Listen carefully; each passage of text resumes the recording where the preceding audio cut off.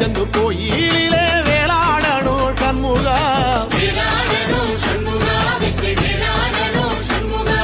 பிள்ளை ஆண்டான் பிள்ளை என வரம் கொடுக்கணும் சண்முகா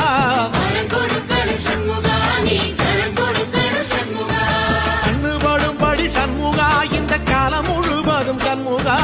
உன்ன நினைக்கிற சண்முகா நல்ல செல்வம் பொழிக்கணும் சண்முகா சொன்ன வரங்களை அள்ளி கொடுக்கிற கொடை வள்ளலே சண்முகா கோடி வணக்கம் சண்முகா பர கோடி வணக்கம் சண்முகா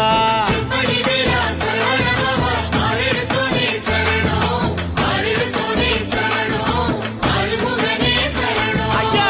மருதமர சத்தியமா